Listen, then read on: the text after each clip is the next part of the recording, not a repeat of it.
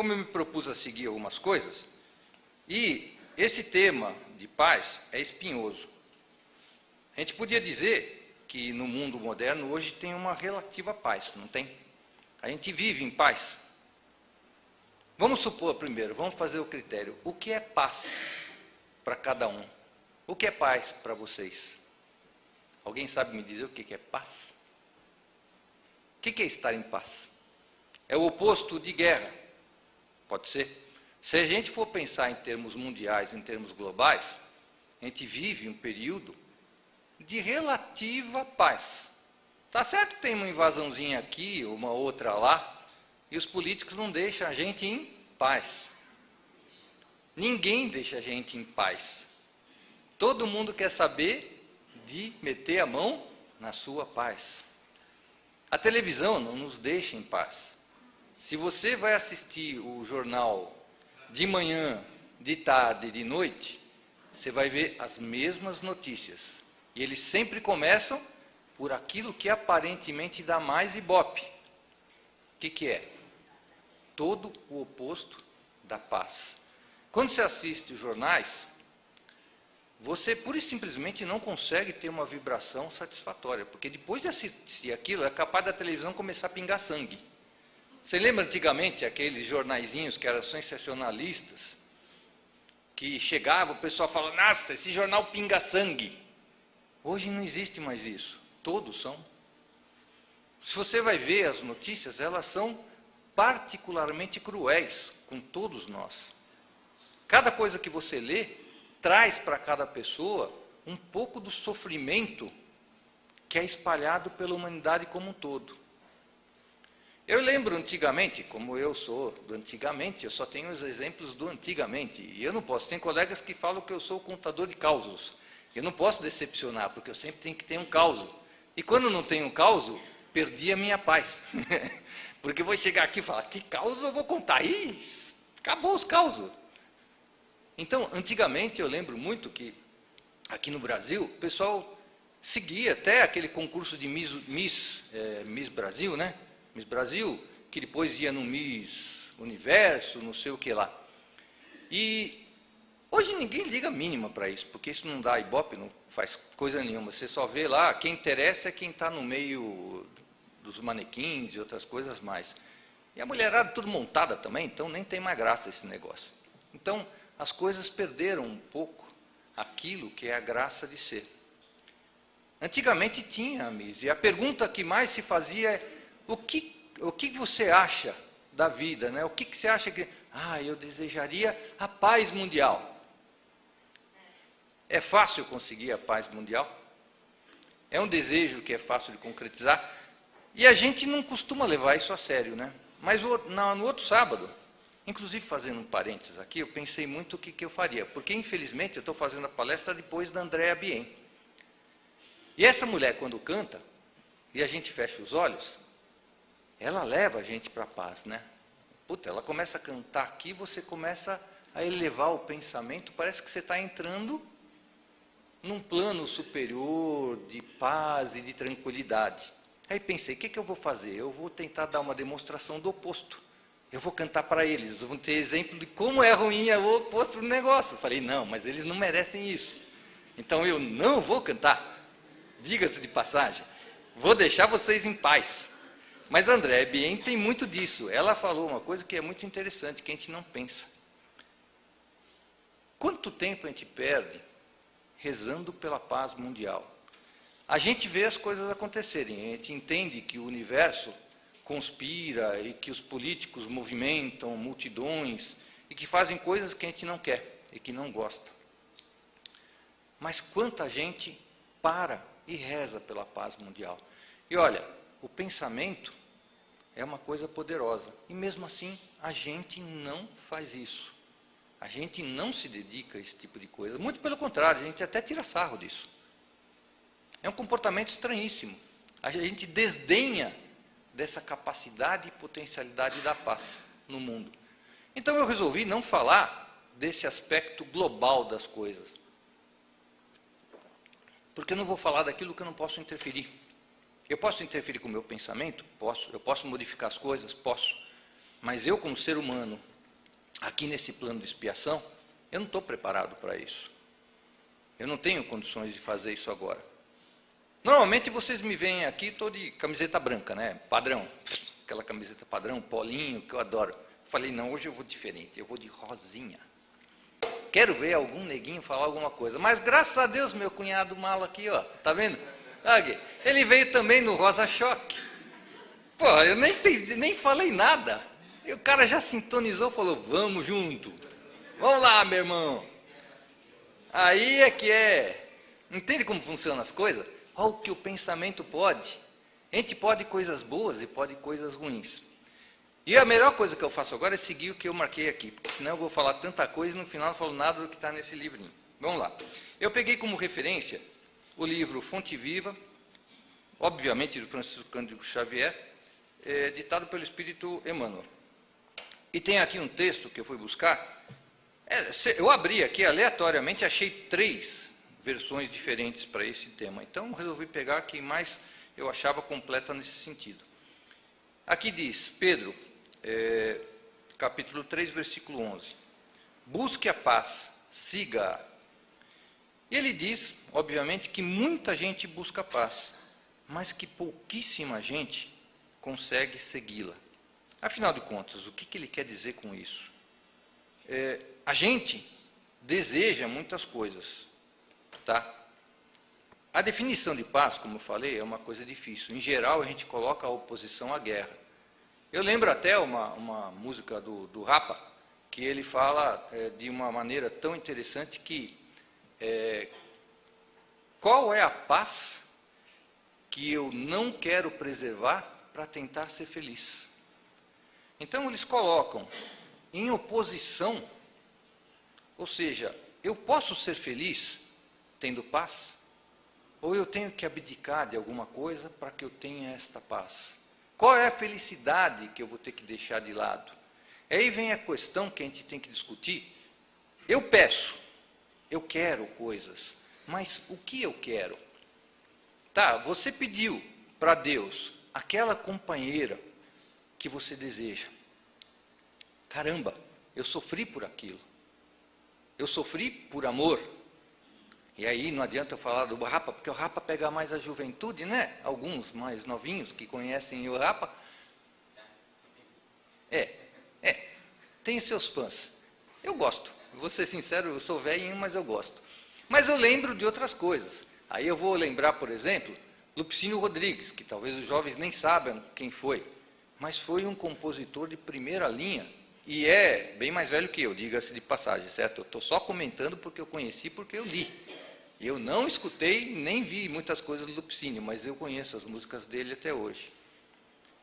E ele também comenta, a respeito dos jovens, que tem uma música dele, onde ele fala que esses jovens, né? Ah, se soubessem o que eu sei, não amavam, não passavam por tudo que eu passei. Não sonhavam, não tinham sonhos, e não sofriam em cima desses sonhos. E depois ele mencionava que os jovens, em busca do amor, vão ao inferno à procura de luz, ou seja, deixam o céu por ser escuro e vão ao inferno à procura de luz. Isso não é o resumo completo do que a gente faz no nosso dia a dia? O amor, a companheira perfeita, é um ideal, não é? Ou o companheiro perfeito, é um ideal. Porque na hora que você começa o relacionamento, é tudo mil maravilhas. Mas conforme vai aprofundando, aí vem as diferenças individuais, posicionamentos, questionamentos, a vida, o que um quer e o que o outro quer. É impossível que um relacionamento seja feito sem conflitos. Não existe relacionamentos sem conflitos. E o amor é uma coisa divina, maravilhosa, mas ele é, invariavelmente, uma das maiores fontes de desgosto que a gente vê por aí. É ou não é? O que tem de gente que vem reclamar justamente pela falta desse tipo de ação. Agora, qual é o amor que a gente está conversando aqui? É o amor universal? É aquele amor de irmão para irmão? Ou é o amor carnal? É aquele amor de homem com mulher, onde a gente mistura um monte de coisas, mistura sexualidade, mistura romance, mistura incompreensão, desejos. O que a gente está falando aqui? Como é que eu posso ser feliz dentro de um ambiente desse? É uma dificuldade. Outro ponto que a gente tem que levantar, por exemplo, muita gente pede pelo emprego perfeito, não é isso daí? Alguns pedem pelo menos por um emprego. E hoje em dia, quantos necessitam de um emprego?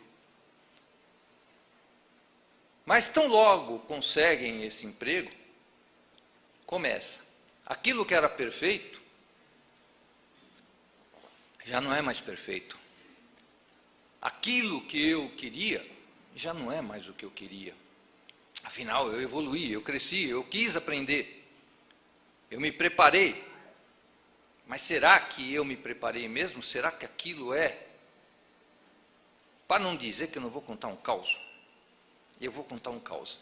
E como eu não posso falar dos outros, porque senão se encontra um neguinho na rua, o cara vai dar uma pancada bem no meio da orelha, porque eu não posso comentar. E terceiro ponto, graças a Deus eu esqueço tudo que converso com as pessoas aqui. Então eu sou um livro em branco. Mesmo quando dou atendimento lá embaixo, esqueça, filho. Na semana seguinte você vai chegar e falar, puxa, lembra que você me falou? Eu não falo que eu esqueci, eu só falo, repete. Pô, tem que saber o que foi que eu disse. Como é que eu vou comentar isso daí se eu não lembro o que foi que eu falei? Eu preciso saber o que foi que eu falei para depois comentar. A gente pede as coisas. E depois, quando consegue, tem que aguentar o tranco, filho. Eu, uma determinada época da minha vida, logo que eu comecei a trabalhar, eu estudei, certo? Me formei, etc. Em engenheiro, etc. Consegui o meu emprego dos sonhos. Passados, sei lá quantos anos, sei lá, uns 5 anos daquela nhaca lá, eu achava aquilo terrível, porque a gente trabalhava numa área muito sensível, ou seja, fazia um serviço que o erro poderia provocar a morte de pessoas em sequência. Eu achava aquilo exagerado demais para mim. Eu não gostava de ser responsável pela vida dos outros na mão das pessoas que estavam comigo. Não gostava mesmo. Pô, e o medo? Eu faço hoje, eu estou aqui num serviço administrativo, eu erro um papel, o máximo que eu consigo é dar prejuízo na empresa.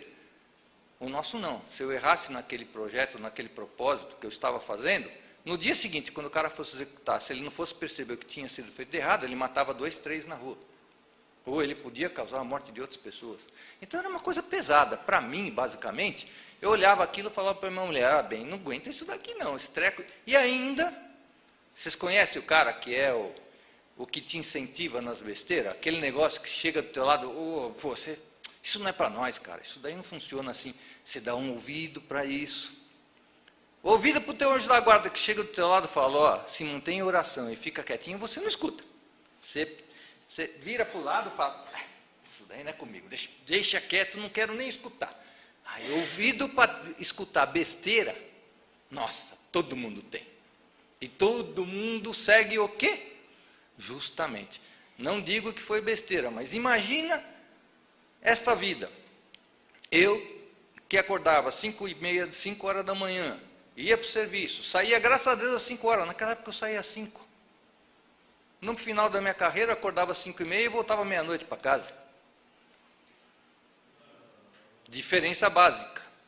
E achava que aquilo estava ruim, por causa das coisas que eu falei para você. Resolvi fazer o quê? Com outros 2 colegas maravilhosos, montar uma pizzaria. Eu, engenheiro, fui montar a pizza. E o pior de tudo, nós resolvemos meter a mão na massa, literalmente. Então eu batia a massa, ou seja, fazia a massa, preparava, socava aquilo, tirava as raivas do dia, porque tinha que sair do trabalho, ia para outro trabalho, e botava a massa, meu colega preparava, eu forneava, você pode acreditar, eu era o forneiro do negócio, eu estava lá com a pazinha, ó, girando as pizzas, e era difícil. Ele está de prova. Foi comer pizza lá de graça muitas vezes. Foi um dos responsáveis pela minha falência. É, isso. Não, não foi isso, desculpa. Exagerei, me empolguei no processo. Me empolguei. Mas aí o negócio é o seguinte, entrei nessa.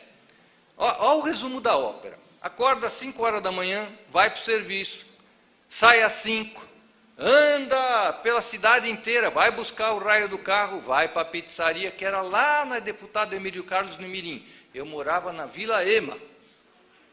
Já era um caminho e tanto. Lá eu era o forneiro, certo? E também o entregador de pizza. Me perguntem, como é que pode um cara que é o forneiro também ser um entregador? Eu era.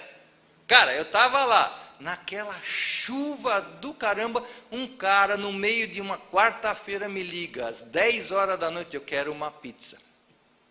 Você vai fazer o quê? Você está no negócio, você tem que levar, né?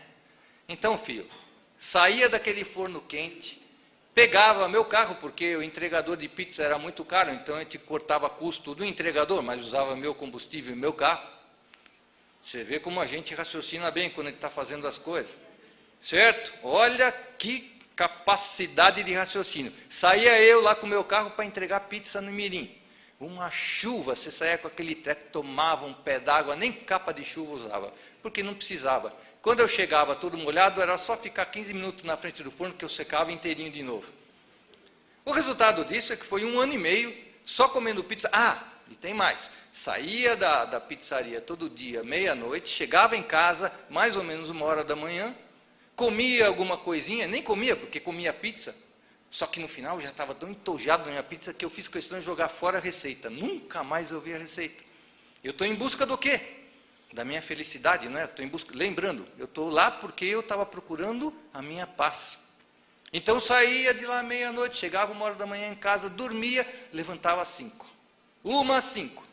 Quando chegava na sexta-feira, ficava até às 2 horas da manhã, chegava em casa às 3, podia dormir no sábado até mais ou menos umas 10 horas. Oh, graças a Deus, dormia 6 horas.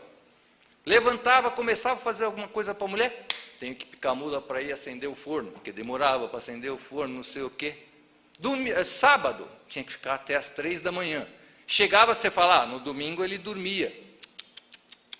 Nós resolvemos fazer frango assado no domingo, então tinha que sair, chegar às 3, levantar às 7 da manhã e chegar às 8 na Emílio Carlos para abrir, para poder fazer o raio do frango, botar para vender meio-dia no máximo. Então eu dormia 2 horas.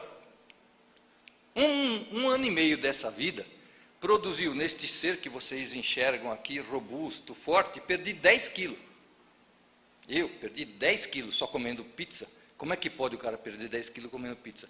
Lembrando, o que eu estava procurando lá? Minha paz. Isso parece para vocês a busca da paz? De alguma forma, isso remonta para vocês uma busca de paz? Mas eu não conseguia enxergar isso naquela época. E não posso criticar, não. Por quê? Porque naquele meio do caminho, eu tive a oportunidade, nas horas de ócio, porque obviamente de terça-feira a quinta-feira, qualquer pizzaria que se preze tem um movimento bem inferior. E nós ficávamos conversando. Então a gente tinha discussões em alto nível. Eu, naquela época, já estava pretendendo ser espírita. E meu colega, o Milton Ono, ele era ateu, convicto. Só que ele era uma pessoa, e é uma pessoa, com uma capacidade de diálogo e de discussão muito fortes. Ele tem argumentações para tudo. E a discussão com ele, no bom sentido, a gente não saía no tapa lá, certo? A gente só saía no tapa com os neguinhos que iam pedir pizza, dava cheque sem fundo. Mas isso daí era o conceito. Então vocês entendem da seguinte maneira, há coisas boas no meio de tudo que a gente faz. Só que chegou uma hora onde eu tive que conversar comigo mesmo e falar, essa vida não é para mim, porque desse jeito, eu nem falei mais que... Imagina dormindo 2 horas, 3 horas por noite, sem tempo e ainda indo trabalhar, trabalhando pesado, o dia inteiro, chegando à noite. Depois de 1 ano e meio, minha mulher vira para mim e fala, óbvio que eu estava mais para lá do que para cá, parecia um morto-vivo. Ela fala, não é possível, você não vai para a pizzaria, coisa nenhuma, você deve ter arranjado uma amante. Eu olhei aquilo e falei, não, isso é a gota d'água para mim. Que horário que ela pensa que eu consigo pensar em alguma outra coisa que não seja pizza? Mas, gente, é assim que a gente faz. A gente faz as coisas na vida da gente. E tem gente que é um trator. Não é um trator? Quando bota uma ideia na cabeça, sai da frente, filho. E naquela época, eu era assim. Naquela época, por exemplo, eu era mudo, quieto, calado.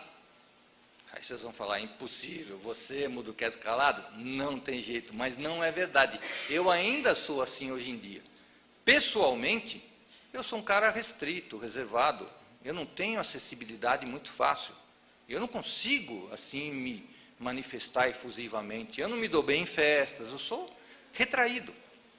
Entretanto, aqui eu tenho um suporte espiritual.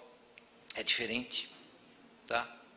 Mas naquela ocasião, eu era a pessoa mais fechada no mundo, sem dividir conceitos, sem falar o que acontecia.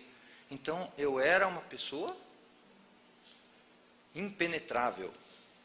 E muitos de nós somos impenetráveis. No momento que a gente decide buscar algo que a gente julga que vai trazer a nossa felicidade, que no fundo é o que você significa para você, a sua paz, a gente se coloca em algumas empreitadas que são osso duro de roer. E a gente não consegue enxergar isso. A gente não consegue nem saber que está fazendo o que está fazendo. Graças a Deus, a minha mulher chegou para mim, depois de 1 ano e meio, depois dessa história da amante que não existia, virou para mim e falou, desce, decide o que você quer fazer da vida, porque isso não está dando certo. E é verdade, não estava dando certo. O que eu insisti? Não ganhava dinheiro, gastava meu tempo e não estava encontrando a minha paz. Obviamente eu estava buscando no lugar errado. E com os olhos tampados, eu não conseguia enxergar que isso estava acontecendo. Quantas pessoas produzem esses efeitos em si mesmas?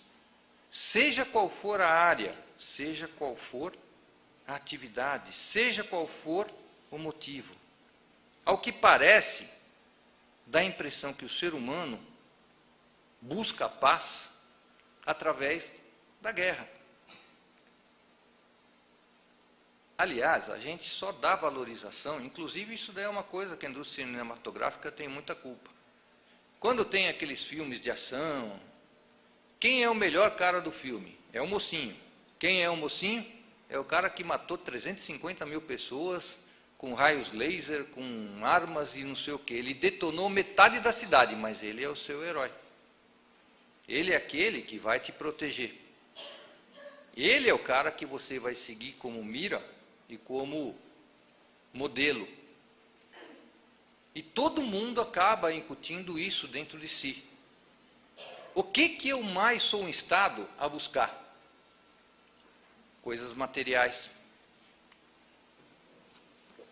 O Genival Batista, que é o nosso mestre aqui das segundas-feiras do nosso curso, ele é uma figura excepcional. Ele tem uma qualidade que eu não tenho. Ele tem memória. A minha é biodegradável. Em menos de 3 minutos eu sumo com qualquer dado que entre dentro dela. Eu guardo só o que é essencial. Talvez eu consiga viver até mais tempo por conta disso, porque eu não fico guardando as tranqueiradas que estão enchendo a cabeça de todo mundo. A paz, óbvio, eu dei aquele exemplo da pizzaria, mas é óbvio que a paz não é indolência. Eu não estava buscando tranquilidade, eu estava buscando atividade. Mas eu estava buscando atividade no lugar errado, da maneira errada. A gente busca esse tipo de conceito através de atividades, de processos, através de circunstâncias, de relacionamentos. E tudo tem que ser intenso, tudo tem que ser aguerrido, tudo tem que ser forte. É verdade que tudo tem que ser intenso na vida. Hoje em dia nós somos colocados nesse sentido. Eu sou obrigado a ter intensidade em tudo que eu faço. No meu emprego, se eu não tiver intensidade e não souber dar resultado, eu não mantenho esse emprego. Na indústria, hoje em dia, a concorrência é massacrante. Eu concorro com coisas desiguais, com deslealdade, com conchavos. Eu quero trabalhar direitinho. Dá para ter algum retorno trabalhando direitinho? Não que você tenha que trabalhar errado. Mas hoje em dia, se você não tiver capacidade de enxergar qual é o caminho, se você não aprender, não se instruir, se você não souber como fazer controle, se você não tiver condições de raciocinar à frente, se você não enxergar o mercado e não conseguir definir quais são os critérios de capacidade, você não ganha nada. Então, esta é a questão que se coloca no futuro para a gente. Qual a maneira que eu tenho de encontrar essa paz? É verdade que toda criatura busca, mas a gente tem que reconhecer que a paz resulta do equilíbrio entre aquilo que a gente quer e aquilo que está no nosso caminho. Eu devo lembrar para vocês, quando nós viemos aqui, a gente sabia que ia cair nesse plano. Falaram, ó, você já foi lá algumas vezes, melhorou um pouquinho, mas não é ainda aquilo que se espera. Você vai ter que fazer isso, ou seja, você vai ter que consertar tudo que você fez naqueles processos anteriores que você já vivenciou. Quando estamos do outro lado, a gente chega para o nosso mentor e fala, tá bom, deixe comigo. E tem cara que ainda faz o pior, fala, não, carrega aí, carrega, eu quero isso daí, eu não quero passar 2 vezes, não, quero isso daí numa só. Eu vou, olha, veja bem o que você está fazendo, tem certeza?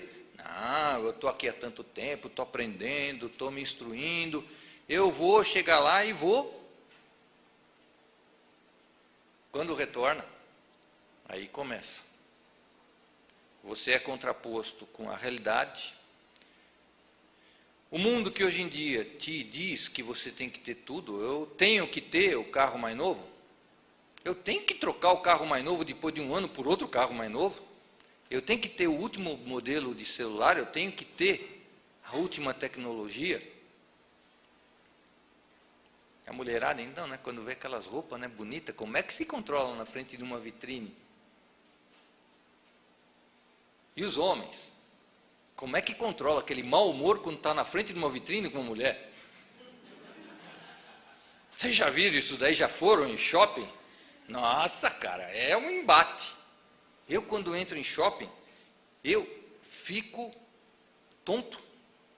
E não é porque tem muita loja, não, mas é porque aquela vibração me faz mal. Porque é tanto conflito que você vê, namorado com namorada, marido com mulher, e aquilo gera, não tem, e dizem que shopping é divertimento de paulista. Tem divertimento nisso? Cara, eu entro e fico tonto de ver as coisas que estão acontecendo, eu tenho que ir embora logo, é por isso que eu quero sair de lá. E obviamente não quero que a mulher gaste o suficiente, né? É uma tática também, você vai lá e arrasta para fora. Mas a gente tem que aprender o equilíbrio entre as coisas, entre o que a gente está aqui para fazer e o que a gente vivencia no mundo. Não há outra maneira de você ser feliz, não há outra maneira de você vivenciar as coisas que precisa vivenciar. O equilíbrio que a gente busca é o equilíbrio entre o querer e o ser. Eu já aprendi a duras penas que o sofrimento, ele ensina. Afinal de contas, eu aprendi dessa forma. Mas eu constatei de outra maneira que só o amor faz evoluir. Mas esse é o amor universal, como diz o Genival. Nós somos seres cósmicos, minha gente. Nós somos espíritos universais, imortais. Estamos aqui transitoriamente. O nosso mal é tentar fazer de maneira transitória com que a nossa vida seja justificada por objetivos que não estão de maneira alguma relacionados com o nosso ser cósmico, com o nosso ser universal. A nossa alternativa, que eu enxergo aqui, é uma só. Eu peguei esse textinho, eu vou ler porque eu não vou saber falar direito, então é verdade. Se é verdade que toda criatura a busca, ou seja, a paz, a seu modo, é imperioso reconhecer, no entanto, que a paz legítima resulta do equilíbrio entre os nossos desejos e os propósitos do Senhor, na posição em que nos encontramos. Recebido o trabalho que a confiança celeste nos permite efetuar, é imprescindível saibamos usar a oportunidade em favor de nossa elevação e aprimoramento. Eu li esse negócio e fiquei pensando, por que eu não li esse negócio 25 anos atrás, quando entrei naquela arapuca? Era tão mais fácil. Mas será que se eu não tivesse passado por aquilo, eu ia aprender como eu aprendi? Será que eu ia... Porque eu mudei muito. Depois daquela experiência desastrosa, eu me tornei outra pessoa. Aquilo me mostrou o que eu devia realmente valorizar na vida. Eu fiquei 1 ano e meio sem ver minhas crianças crescerem. Minhas filhas, durante 1 ano e meio, cresceram sem que eu soubesse. O único jeito de eu vê-las é quando a gente fazia aquelas festinhas e trazia toda a família para lá.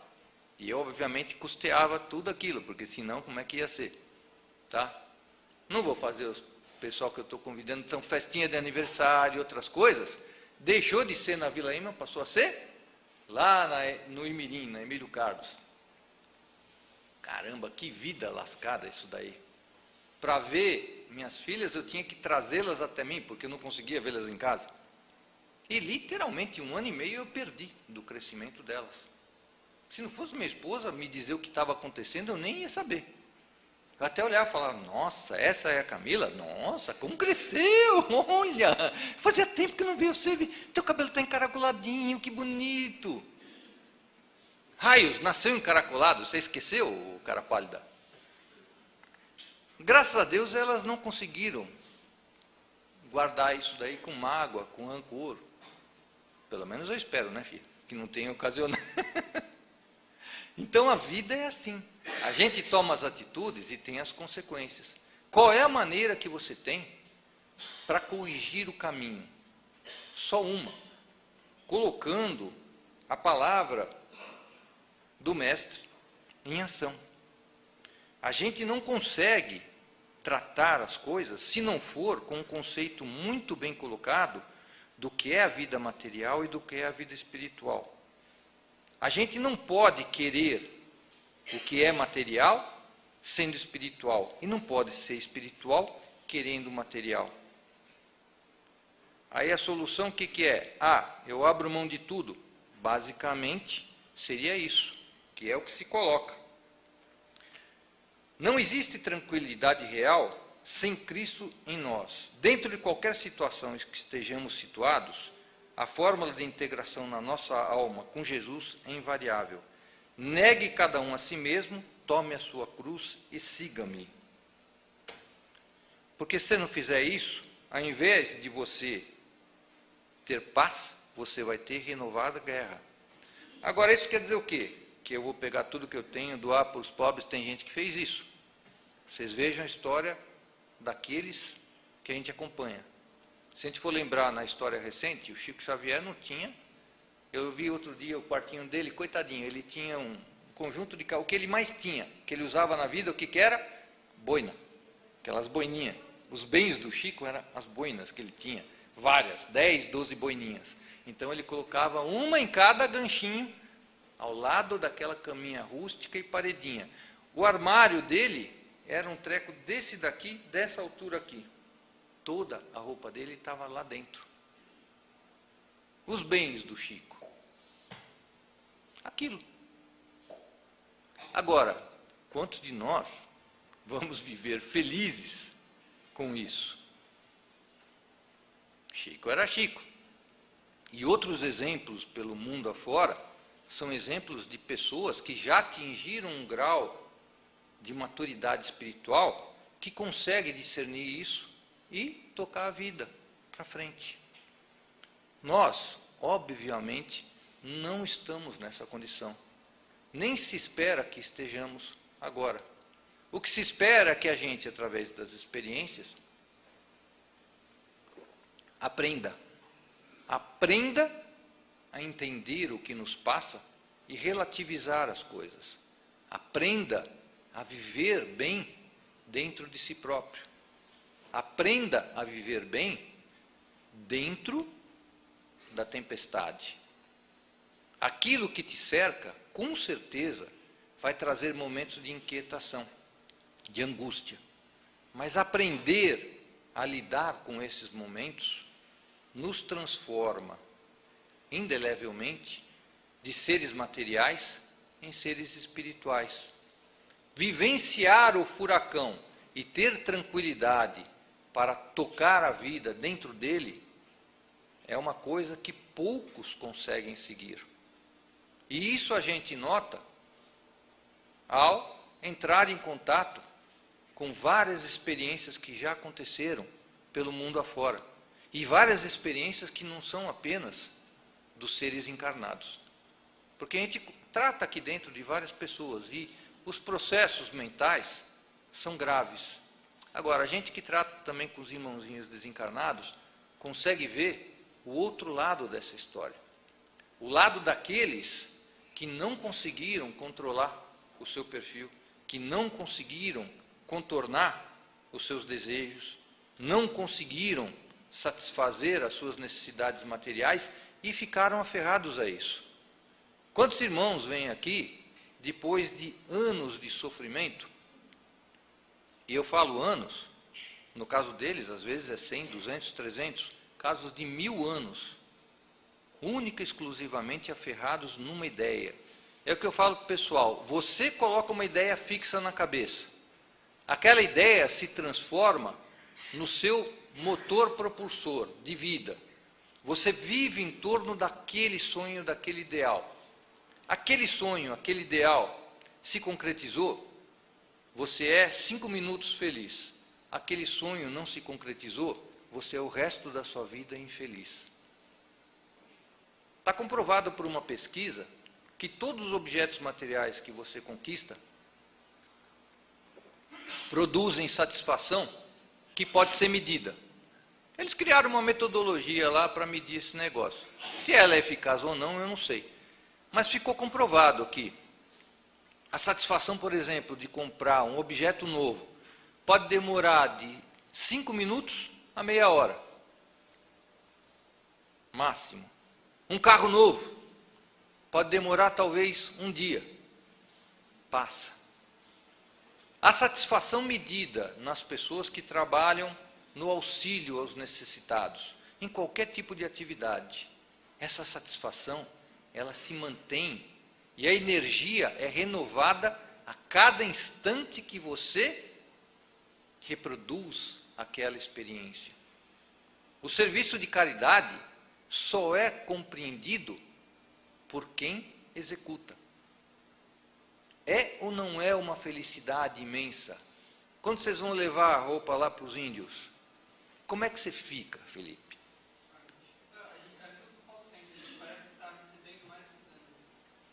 A gente fica extasiado e aquilo se transforma em mola propulsora da nossa vida. Coisas boas, coisas que a gente divide, se transformam beneficamente em nosso favor. Não há necessidade de ser feliz só vivendo daquilo que você deseja. Pelo amor de Deus, dê um espacinho. Você tem um espaço lá pequenininho para atividades diferentes. Você tem um espaço para se relacionar com as pessoas. Se você não sabe o que fazer com o seu tempo, vá procurar alguma coisa em auxílio. Aqui tem tanta necessidade, tem tantas pessoas precisando. Em alguma delas, será que você não consegue encontrar um pouco dessa felicidade e dessa paz? Se eu não sei o que eu estou fazendo na vida, procure, mas tente mudar o foco. Será que você está colocando o que nosso Mestre Jesus colocou em prática? Será que você está seguindo esses conceitos? Você vai conseguir ser feliz buscando aquilo que você não consegue? Há quanto tempo que você busca aquilo que você quer? E quanto tempo que você sofre por ele? E as pessoas que sofrem antecipado, então? Vocês já viram isso daí?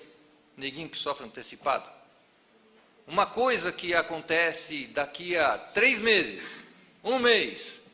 Cara, eu sofro esse mês inteirinho. Até discuti outro dia sobre as palestras. Palestra é uma fonte inesgotável de pretenso sofrimento, porque quando você precisa fazer, você fica naquela angústia. E aí? O que eu vou falar? O que eu vou dizer? Será que as pessoas vão gostar? Será que as pessoas não vão gostar? Eu não sei. Como é que eu vou saber se isso vai servir para quem está aqui? Não me interessa. Me interessa vir e fazer. Me interessa saber que aquilo pode ser feito. Vale a pena eu ficar sofrendo 1 mês antes? Não vale. Não tem o menor sentido. Até invalida o propósito. Porque o propósito não é sofrer. O propósito é aprender. E aprendizado não pode trazer aquela carga emotiva. E nós, seres humanos, fazemos muito o quê? A gente guarda a emotividade do momento. Uma situação ruim na sua vida, ela é lembrada com aquela carga emotiva. É comprovado cientificamente que quando eu revivo uma situação, eu trago dela não o aprendizado, mas eu trago toda a emotividade que ela me provocou. Pessoas que relembram e revivem esses momentos têm a tendência a sofrerem demais, muito, exageradamente. Será que a gente não pode aprender a ser menos exigente conosco mesmos? Será que a gente não pode aprender a relativizar um pouco mais as coisas? Será que não dá para a gente olhar de manhã, levantar, e mesmo com o cabelo desgrenhado, com a barba mal feita, com o olho para cima, outro para baixo, olhando para o espelho e falar, eu sou lindo, maravilhoso? Não é o caso, obviamente. Mas eu estou vendo o meu espírito. Porque se eu ver o corpo, eu vou ver o caco, aí não adianta. Eu vou ficar chateado mesmo. Mas eu tenho que enxergar a minha capacidade espiritual. Eu tenho que enxergar as minhas possibilidades. Será que eu, começando o meu dia com esse pensamento, eu não vou melhorar um pouco a minha vida? Será que eu não vou conseguir outros objetivos que eu nem sonhava, que eu nem pensava? Ao invés de ficar martelando naquela ideia fixa, naquele caminho que eu acho que é a única coisa que vai me trazer felicidade. Será que é isso que eu tenho que pensar? Eu não sei. Mas o que eu sei é que se eu sigo aqui tudo que eu tenho de orientação, eu vou conseguir caminhos. De uma maneira ou de outra, eu vou entender o que se passa. E eu gosto muito de pegar alguns conceitos, não importa qual seja a fonte. Eu vou atrás de todas as fontes disponíveis, eu não sou preconceituoso. Eu sou espírita, mas eu busco onde ela exista. E o que para mim é interessante, o que eu considero como verdadeiro, eu trago. E isso daqui eu encontrei numa folhinha, que fala, acredite mais em você. A maioria espera dos outros, do meio de algum milagre, da loteria, em vez de perceber que tudo de que necessita já está dentro de si. O reino de Deus está dentro de nós. E que há no reino de Deus? Amor, sabedoria e vida. Dádivas que, colocadas em ação, concretizam todos os sonhos. É ou não é? Fiquem com Deus. Boa semana para todos vocês. Eu encerro aqui. Muito obrigado. Vamos lá, até a próxima.